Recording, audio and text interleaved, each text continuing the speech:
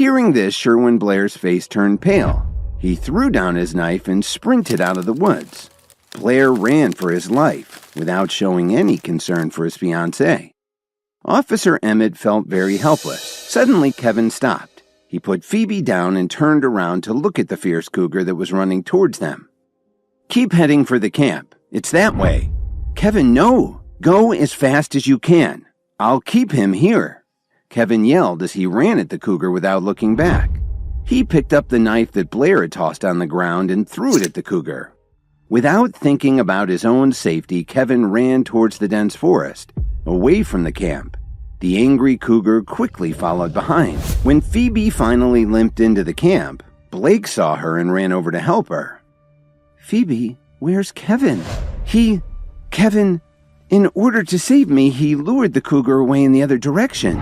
They all heard a wailing sound that echoed from one end of the woods to the other. "That sounds like the cougar got him," they all thought. Some of the Joneses were happy to finally be rid of him. At least Phoebe had made it back. They had no sympathy for Kevin at all. No, Kevin can't die," Lily sobbed as she kept shaking her head no, unable to hold back her tears. Kevin risked himself to lure it in another direction so everybody could get back safely to the campsite. "Which one of you is willing to follow me back into the woods to find Kevin?" I'll go with you into the woods. Even if it's too late for Kevin, we can't leave him behind." "Kelly, are you kidding? I'm a police officer. Kevin just did what I should have done. I'll go too." "Okay, I'll go with you too." That very moment, Kevin was standing over a dead timber rattlesnake. Half of his body was covered in blood. He cracked its spine just below the head like it was a chicken.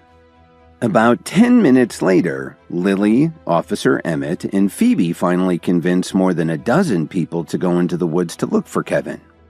Their jaws dropped when they saw him walking towards them holding a 6-foot-long timber rattlesnake. She hugged him tightly. It was only now that Lily understood that somehow Kevin had become so important to her and she had fallen in love with him.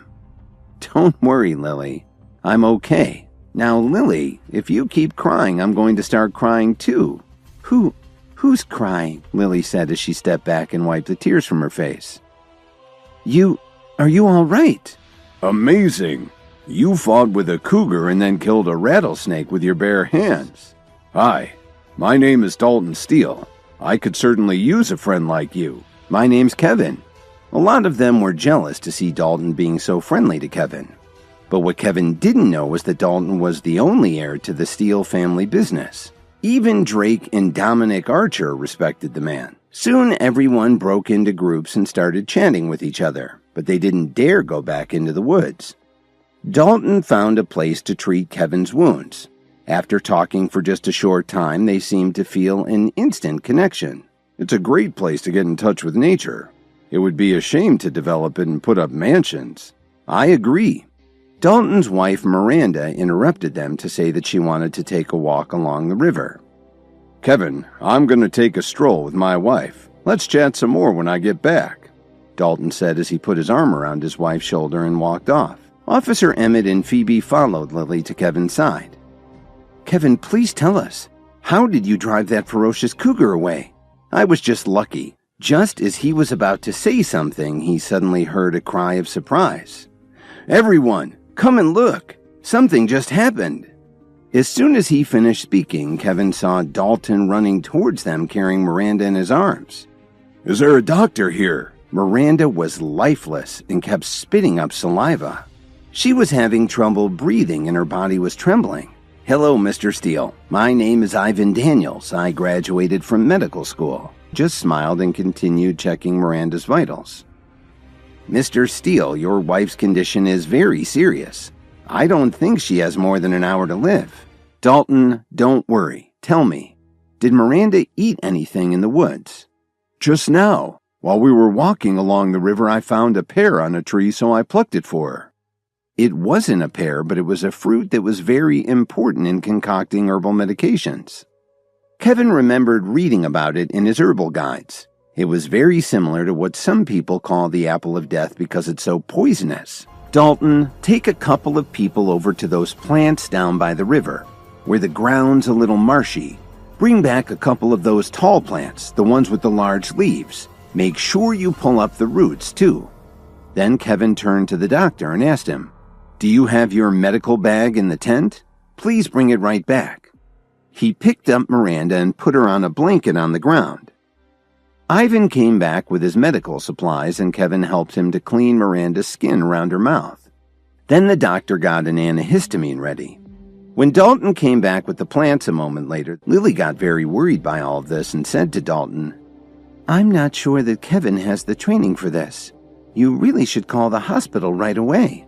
"You're afraid that Kevin will kill my wife and I'll take it out on you. Don't worry. The doctor already said she couldn't make it to the hospital in time, so this is our only option right now." When he said this, they all heaved a sigh of relief. Lily had been married to Kevin for 3 years and still doubted him. "Maybe I really don't understand him." Kevin took the plants from Dalton's hands and stepped away as the doctor continued to treat Miranda. "I need to go over to the chef's station to make an herbal remedy that will help her recover more quickly." Officer Emmet stared at Kevin in shock. She'd already taken one of Kevin's herbal meds, and so had Blair, but she didn't realize that he could make them himself. He started to use the cooking utensils that the chefs had set up by the main tent. After he was done, Kevin turned his head and pointed at Jason, Ivan, Butler, and Blair and said, "Take off your clothes. I need to start a fire." "Why don't you burn your own clothes?" "All right, I'll just tell Dalton that you aren't interested in helping."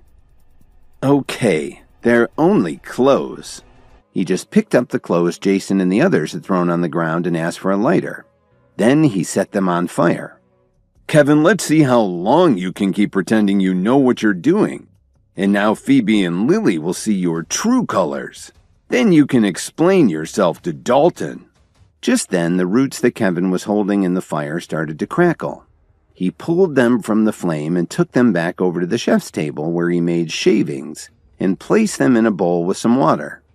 They could all smell the sweet fragrance, although the only one who was going to consume the concoction was Miranda. Kevin put some of the mixture in a glass and handed it to Dalton. "She should be able to sip some of this by now. It will help her to recover a lot more quickly than what the doctor just gave her." "Thank you, Kevin." Lily stared at Kevin in amazement, and seeing that this might just work, she finally relaxed a little. But it still bothered her that she didn't know Kevin or trust him yet. Everyone was watching anxiously, wondering when she would show some signs that the cure was working. Everyone was waiting to see if the herbal remedy Kevin had made would help to save Miranda's life. While they were waiting, the sky suddenly turned dark, and a cool breeze blew across the campsite, making the trees start to sway back and forth. "It looks like it's going to rain. I think we should move to higher ground so we can be safe from any flooding." "Sherwin, do you have any people to help move the campsite?"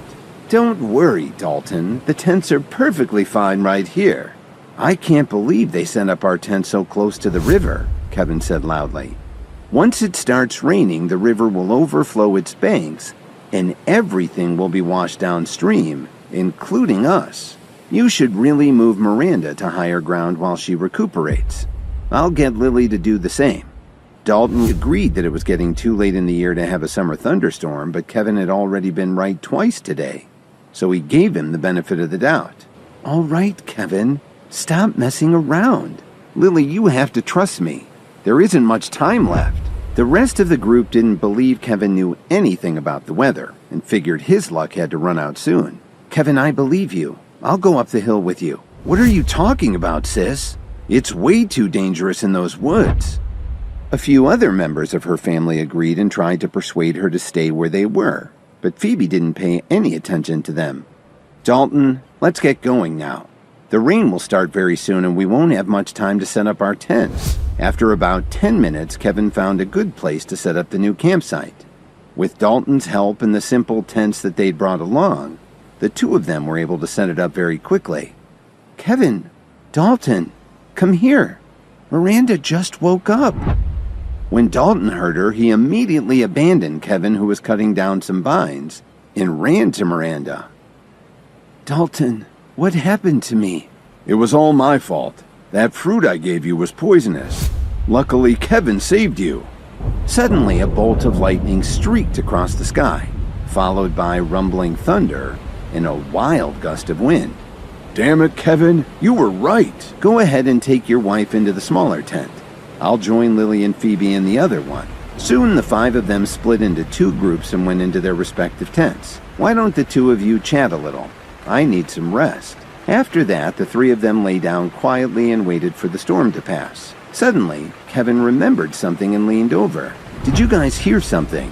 It sounds like someone is calling for help." Kevin quickly opened the tent zipper. The rain was certainly very heavy and Kevin could barely see where he was going. "Dalton, I think the rest of our group's in trouble." Dalton quickly came out of his tent. "You 3 should stay up here. Whatever you do, don't go down to the river." It took more than 10 minutes for Kevin and Dalton to find their way down to the main campsite. They were stunned by what they saw. The river had risen at least 6 feet. Not only did it wash away the tents, but there were also some trees that had fallen, the rest of the group trying desperately not to be washed away by the water. "Hey, can you hear me? I just threw you some vines. Pull yourselves up with all your strength." "Mr. Williams, pull me up first. Get me out of here. I promise I won't laugh at you anymore." "Stop arguing and help each other climb up here. Ladies first." It took Officer Emmet a long time to climb to safety. Just as she was about to lose her grip, Kevin reached out and grabbed her arm. He'd saved her life.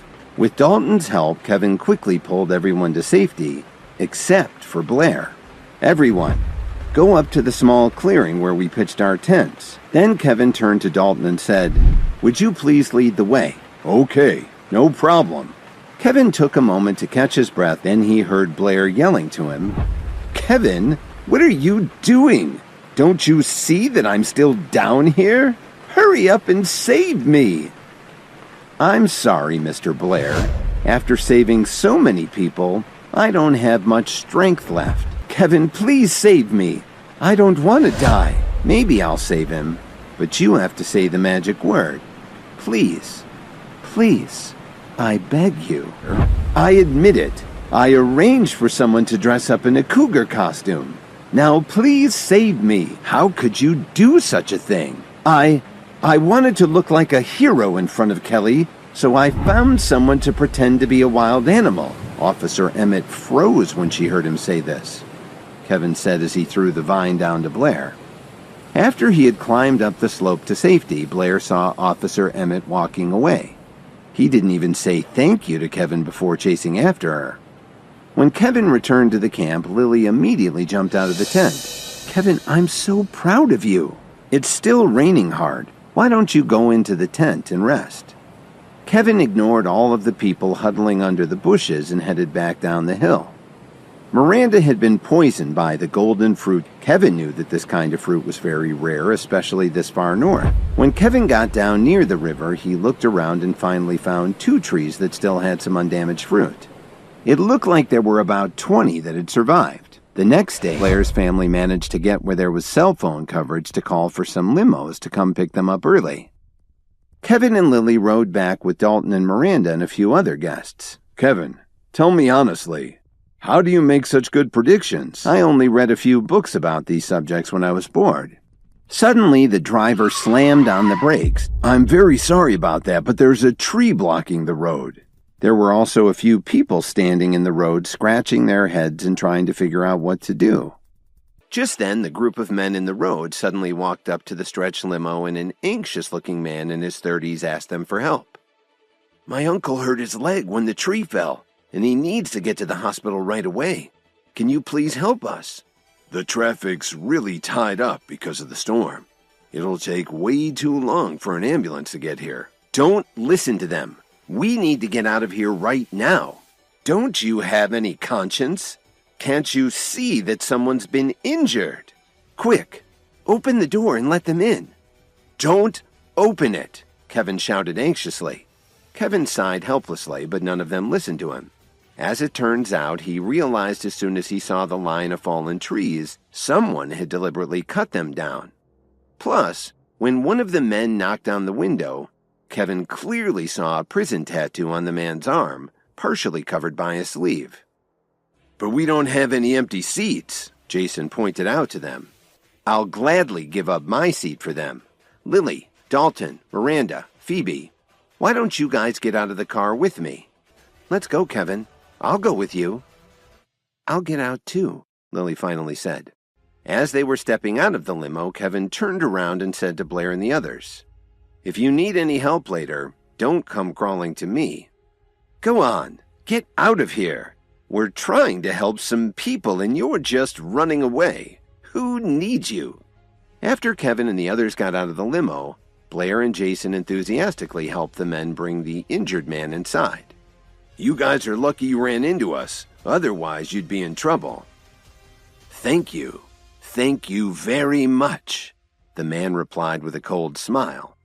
Then he pulled a very sharp knife out of his jacket and said menacingly, Nobody move. I know how to use this and I'd hate to have to hurt you. What the hell are you doing? Blair was dumbstruck. The others didn't know what was going on. What are we doing? Let me explain. This is a robbery, the man with the injured leg said as he pulled out a knife and held it to Blair's neck. What are you doing? We were trying to help you. I've already thanked you for that, but my friends and I need some money. As long as you follow our instructions and hand over all the money you have, I guarantee that you'll all be just fine. I'm Lieutenant Emmet of the Chicago Police Department. If you know what's good for you, you'll drop your knives and surrender. She was skilled enough to beat these guys all by herself, but the space was really small and pretty crowded. You're not getting anything from us. Unfortunately, the man wasn't in the mood to listen to Blair and gave him a powerful blow to the gut. Everyone began to wish they'd gotten out and taken a walk with Phoebe and the others. Listen, if all you want is money, that's okay. But we don't do a lot of cash business. We don't have much on us right now. Are you kidding me? I know you're all very wealthy. Otherwise, we wouldn't have deliberately waited here for you. So if you don't have any cash, we'll just take everything else. Put all your phones, jewelry, watches, and other valuables in the bag. The group of robbers were very happy. It looked like they could get at least $1 million from their rich victims. Then the leader of the gang smiled lewdly and reached out to touch Officer Emmet's face. It looked like he had other things in mind than just a robbery. Get lost, you You're a police officer, aren't you? Then you're responsible for the safety of everyone here. If you resist me again, this man dies. He reached out to touch Officer Emmet again, but as he extended his hand, someone seized it firmly. If you're going to rob us, then just do it and move on. Try anything else and you'll regret it. Kevin grunted and gave the man a quick, powerful sidekick in the gut, sending him flying 10 feet away. Hostages smiled as they saw a glimmer of hope. A couple even started to cheer Kevin on. But their hopes were dashed when they heard a gunshot suddenly ring out. The head of the gang had shot out one of the windows of the limo. I didn't know you were carrying any guns with you. Why don't you try to shoot me instead of an innocent car? Kevin! Officer Emmet shouted anxiously when she heard him say this. Of course she saw through Kevin's strategy. It was the same thing he'd done during the bank robbery. He was trying to draw the man away so he wouldn't hurt the others. Go to hell, the man shouted as he pulled the trigger. As the gunshot rang out, blood burst from Kevin's shoulder. Fortunately, it wasn't in a vital organ. Damn it! Dalton shouted when he saw this. He ran over to the man and kicked the gun out of his hand. Then he knocked him out cold.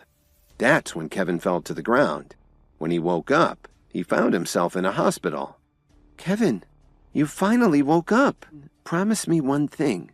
In the future, if we ever get in the same situation again, don't be so brave, okay? The doctor said the bullet struck close to your heart. I'm sorry I scared you. Then he looked around the room and asked her, Lily, where are we? I didn't know hospitals around here were so luxurious. This is a private hospital opened by the Steele family. Speaking of which, you really have to thank Dalton Steele. If he hadn't invited the best doctor, your surgery wouldn't have gone so smoothly. Where's Dalton now? Kevin asked. It's his grandfather's birthday in 2 days, Lily explained. Dalton is busy taking care of the guests in his home. Do you know where Dalton's home is? While this was going on, Mitchell Cook, Adriana Wright, and the other three were sitting together in a private room in the Whistler Hotel. They were discussing their plans for an ecological garden. They were interrupted by the crash of the room's door being kicked open. Who the hell are you? How dare you behave so shamefully in my hotel? My name is Thomas Williams, he said proudly. If Kevin were here, he'd have to answer to me. That gives you an idea of my importance. So what if you're from the Williams family? This is Chicago, not New York. You're a long way from home. Take them all away. Let's see how long Kevin survives without his buddies. They had no idea what Thomas had in mind. Kevin's uncle Thomas burst into the meeting at the Whistler Hotel and ordered his men to take Cook, Adriana, and the others hostage. You've been siding with Kevin against the entire Williams family. Now Grandpa's given me the order for me to take you all back to New York as our guests, Drake asked when he saw Cook and the others being held against their will. Just when Drake was about to lose his temper and stop Thomas, he felt someone touch his shoulder. The man quickly struck Drake in the chest with the palm of his hand, sending him flying, crashing into several tables. Drake shouted at his bodyguards, "Kill him!" Before the men could respond to Drake's order, the man leapt into the middle of them. In a few quick moves, he knocked them all to the floor. Thomas suddenly stopped in the doorway. Go and tell Kevin that if he cares about these people's lives, he should go back to New York City. Alone. I'll wait for him in the main hall of the Williams mansion. While all this was going on, Dalton Steele was just arriving at the hospital. When he saw Kevin sitting up in his bed, he smiled broadly. Hey, Kevin, my grandfather, Norman Steele, asked me to invite you to come over to our house. Lily looked at Dalton in shock. For your grandfather's birthday? Of course I'll go. By the way, I have something very important to tell you. On the 23rd of this month, there will be an important competition, an entrance exam. If you pass it, you can enter the Advanced Herbal Medicine program at the Chicago School for the Natural Healing Arts. Okay, Dalton, let's talk about this later. Kevin, why don't you just get out of that bed? Come on over to my house. Are you really okay? I'm fine, Lily. I mean, I was only shot twice. Kevin smiled and slowly got out of bed with some help from Dalton. The three of them left the hospital together, and Dalton drove straight to the Steele family's mansion. Norman Steele was sitting at the head of the table, chatting happily with the guests. Among the many guests, Kevin spotted Tucker, whom he had recently seen at his class reunion. Kevin, this is my grandfather, Norman Steele. Grandpa, this is my friend Kevin. It's nice to meet one of my grandson's friends. Have a seat and enjoy yourself. Thank you, sir. After that, he took Lily over to introduce her to Tucker. I didn't expect to see the Jones family's infamous lazy son-in-law. Are you two friends? Who would be friends with like him? Actually, Tucker was mainly there for two reasons. The first was to help his sister give Norman Steele a gift so that she could make a connection with the family and get a job in one of their companies. Second, he wanted to make friends with Dalton. Haven't you come here with your wife to give Mr. Steele a gift? I'm here to offer my sister's gift on her behalf. Your sister? So then the gift really isn't from you. So what's it to you? You don't even deserve to know her name. Grandpa Steele had been watching all of this from his comfortable chair. He could see a little bit of his younger self in Kevin's appearance. So Grandpa Steele wanted to see what Kevin would do to turn the situation around. Who exactly is this sister of yours? I'll just show you her gift and you'll know what kind of person she is. This is an authentic bust of the Greek god Apollo from over 300 years ago. It's to remind everyone of your eternal reputation, Mr. Steele. The guests were very impressed by this gift, which must have been worth $100,000. Even Dalton walked over to take a closer look. He definitely appreciated the craftsmanship. As Kevin watched, his smile grew wider and wider. Did you bring anything that's worth this much? How much did you spend on this thing? $110,000. If this were a real 18th century bust of Apollo, that would be a fair price. Unfortunately, the box is probably worth about as much as your gift. Are you saying that this is a fake? The original bust is actually in Italy. That's the first reason I know it's not authentic. But also, it's probably a plaster cast that was coated in urethane and painted to look like marble. It's certainly not a gift worthy of a distinguished person like Mr. Steele. You're talking nonsense. He had actually bought it from one of his uncles. Tucker just couldn't believe that his uncle would lie to him. Kevin picked up the bust and dropped it lightly on the table. As everyone watched, the so-called marble bust broke apart into a dusty pile of plaster. The crowd gasped when they saw this. Even if what you said is true, my intention was to help celebrate Mr. Steele's birthday. But what about you? Did you come here empty-handed? Hey, who told you I didn't bring any gifts? Just then, there was a lot of commotion at the mansion's entrance, and someone announced, "Director Lexi Belmont of Williams Media has arrived." Everyone watched Lexi walk into the room. She was carrying a large, bright red gift bag in her hand. "I'm sorry I'm late, Mr. Williams. I've brought the gifts that you asked me to prepare. I appreciate your help, and I'm glad that you got here so quickly." Tucker also stared in disbelief. "So, Tucker's your brother?" Yes, he is. Your brother sure knows how to bully someone." "I'm so sorry, Mr. Williams." "Sis, why are you apologizing? He's just that useless son-in-law." Before he could say another word, she slapped him in the face. "How dare you insult Mr. Williams? I want you to apologize to him immediately." Tucker hesitated. "I'm sorry, Mr. Williams, that was wrong of me." Suddenly, Kevin's phone rang. He looked at the unfamiliar caller ID. "Hello? May I ask who's calling?" "Mitchell Cook. President Wright, Emo, and Gilbert were all taken hostage by the Williams family. I was also injured. They're taking them to the Williams mansion in New York. Take care of yourself and leave the rest to me." Kevin hung up the phone. "Dalton, do me a favor. Call some of your men and come with me." Randall Williams was sitting in an armchair holding his hand-carved walking stick. Cook, Adriana, Gilbert, and Emo were tied up and sitting on a bench along with Kevin's parents, Alan and Susan. "Big brother, do you have any idea how arrogant your son is? Father only wanted to teach him a lesson, but he fought back, causing the family to suffer heavy losses. And he will pay for what he's done." Kevin rushed out of Norman Steele's birthday party as soon as he got the call from Drake. The scene at the Williams mansion was starting to get violent. Alan's nose and mouth were bleeding, and Susan wasn't spared from this either. Just then, the mansion's front door suddenly burst open. Kevin's eyes turned blood red when he saw what they were doing to his parents and friends. "Kevin, how dare you come back here?" Ethan punched Kevin's father in the stomach. "Stop it now!" Kevin's hand reached out to grab Ethan by the throat. Kevin grabbed his right hand. "Kevin, you've broken my hand!" "Mom, Dad, are you okay?" Kevin asked as he untied their hands and hugged them tightly. Susan fainted immediately, and Alan looked at his son. "Kevin, did you do anything to hurt the family?" "No, Dad. Whatever I did, they're the ones who forced me to do it." Alan faintly passed out. Kevin couldn't tell if his father was alive or dead. "Dad! Mom!" He shook his parents, but neither of them woke up. "What are you shouting about? Your parents deserve to die." Kevin gently lowered his parents to the floor and walked towards Laura.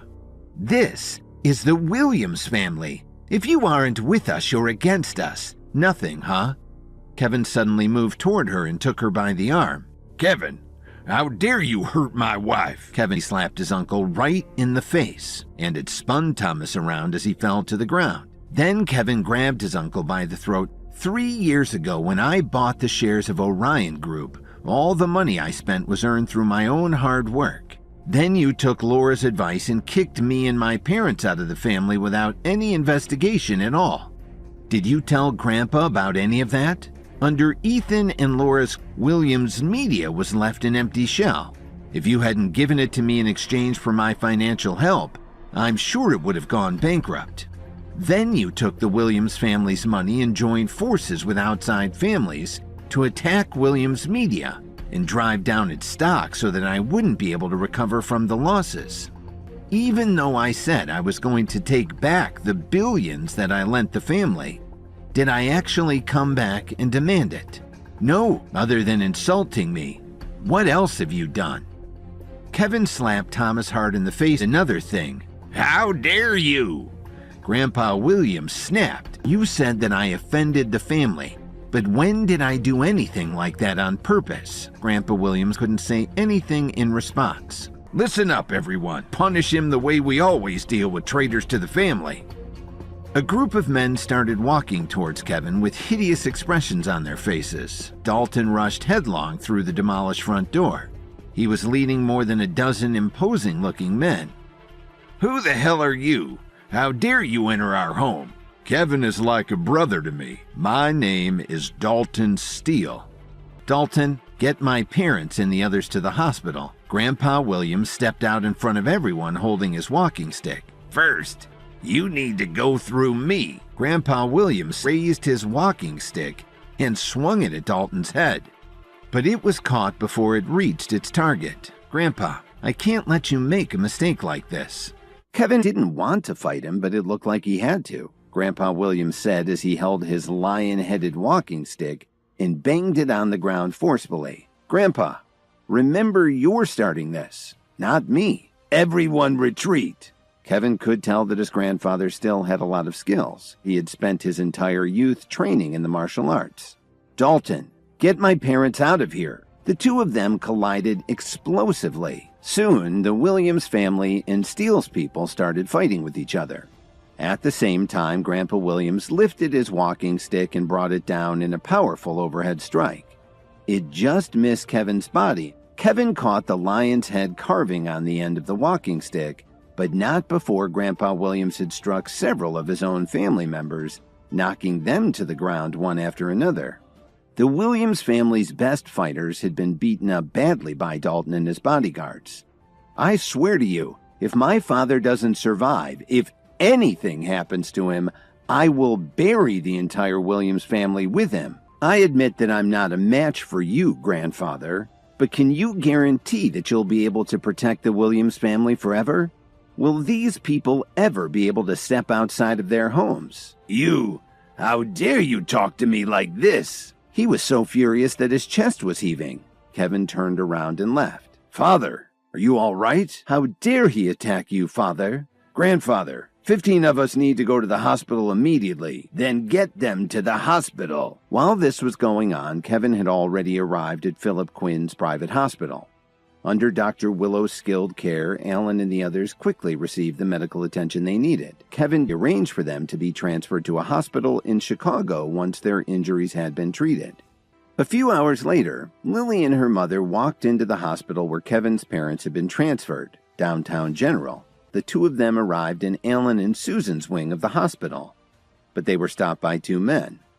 "I'm sorry, but no one is allowed to enter this area." Hi, Kevin here. If you are wondering what happens next, then download the Pocket FM app and listen to the exciting episodes of Insta Empire now with the link in the description.